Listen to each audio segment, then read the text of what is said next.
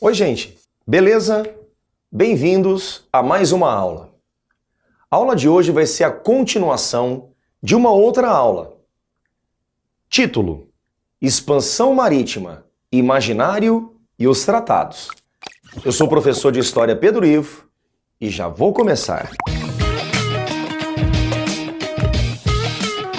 O imaginário medieval marcou presença no processo de expansão marítima comercial. Entenda uma coisa, a viagem de Cristóvão Colombo em 1492 não enfrentou simplesmente o Atlântico, desafiou o imaginário de uma época. Os medos, as angústias, as sensibilidades de uma época. Compreende isso? Dê uma conferida nessas imagens aqui. Eu separei essas imagens para que você compreenda o que está sendo discutido nesse momento. Acreditavam, primeiro, que a Terra era plana. A viagem do Cristóvão Colombo desafiou esse entendimento. Colombo se assentou na perspectiva, no entendimento de esfericidade da Terra. Segunda consideração, acreditavam que no Atlântico existiam monstros e também sereias.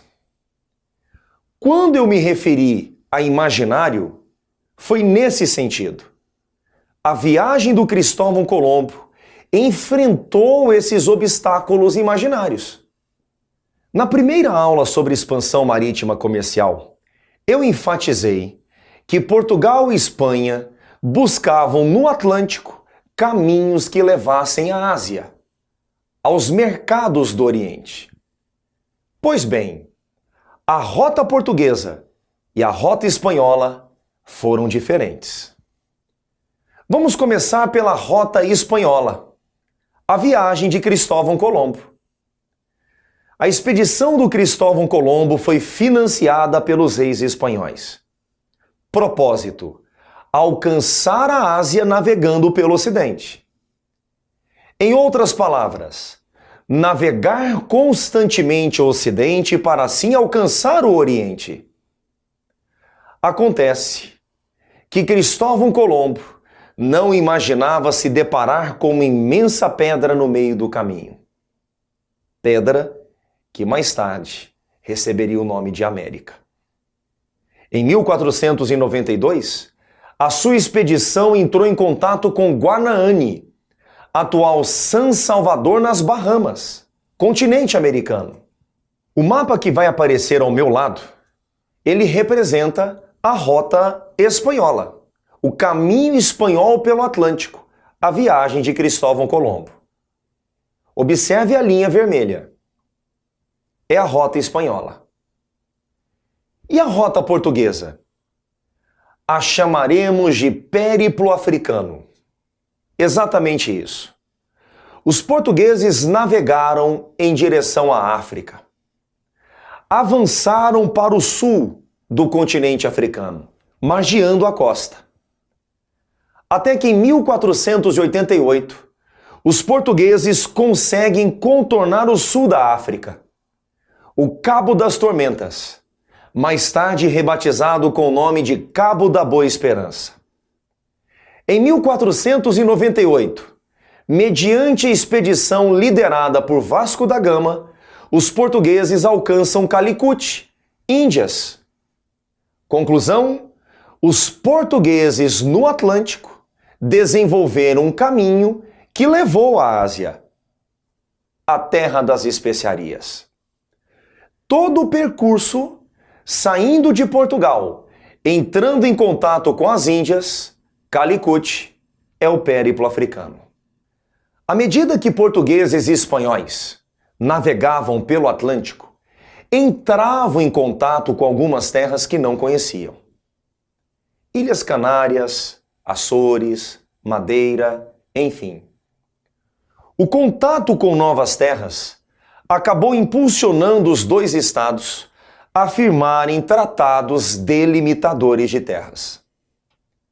com um detalhe, de terras encontradas ou a serem encontradas.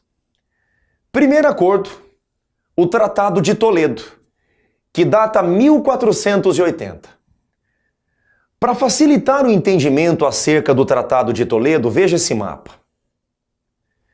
Você está observando uma linha imaginária horizontal? Pois bem, um paralelo. O paralelo passava pelas Ilhas Canárias. As Ilhas Canárias eram a referência. Linha imaginária horizontal, um paralelo sobre as Ilhas Canárias, sendo que as terras encontradas ao norte do paralelo pertenceriam à Espanha, terras encontradas ao sul do paralelo pertenceriam a Portugal. É o Tratado de Toledo. Em 1493, o Tratado de Toledo foi substituído pelo Tratado da Bula Intercoetera. Bula é decreto papal. Isso mostra que o Papa Alexandre VI mediou o acordo, intermediou o acordo, um Papa espanhol, mediando uma negociação entre Portugal e Espanha. Naturalmente que a Bula Intercoetera favoreceria muito mais a Espanha do que Portugal. Veja o mapa. Tratado da Bula. A referência seria a ilha de Cabo Verde.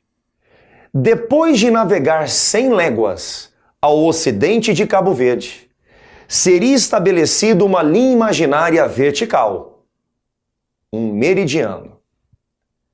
As terras encontradas a oeste do meridiano pertenceriam à Espanha. Terras encontradas a leste do meridiano pertenceriam a Portugal. É o Tratado da Bula. Não demorou para que os portugueses pressionassem os espanhóis por um novo acordo. Os portugueses consideravam a distância de 100 léguas, aproximadamente uns 635 quilômetros, uma distância muito curta. Sendo assim, no ano seguinte, em 1494, foi estabelecido o Tratado de Tordesilhas. O Tratado de Tordesilhas substituía o Tratado da Bula Intercoetera. Eu vou utilizar o mesmo mapa para mostrar o Tratado de Tordesilhas. Repare que o mapa mostra duas linhas imaginárias verticais. Uma mais próxima de Cabo Verde é a linha da Bula Intercoetera, outra mais distante de Cabo Verde é a linha imaginária de Tordesilhas, do Tratado de Tordesilhas. O Tratado de Tordesilhas é muito parecido com a Bula Intercoetera. Repare, a referência também em Cabo Verde. Só que agora, ao invés de 100 léguas, seriam 370 léguas ao ocidente de Cabo Verde para o estabelecimento da linha imaginária vertical, do meridiano. Terras encontradas a oeste do meridiano pertenceriam à Espanha, terras encontradas a leste do meridiano pertenceriam a Portugal. Ainda olhando para o mapa, observe, a linha imaginária de Tordesilhas alcançava a América. E o tratado é de 1494. Isto é, podemos afirmar que desde 1494, portugueses e espanhóis tinham noções da presença de terras na região. Eu não estou me referindo a um conhecimento específico detalhado. Noções, porque é impossível dividir o nada. Observe a data do Tratado de Tordesilhas, 1494. Beleza? É isso aí. Espero que você tenha gostado da aula. Deixe o seu like. Se inscreva no canal. Vamos contribuir para o crescimento do canal Brasil Escola. Compartilhe os nossos vídeos. Em caso de dúvidas, acesse os links na descrição. Beleza?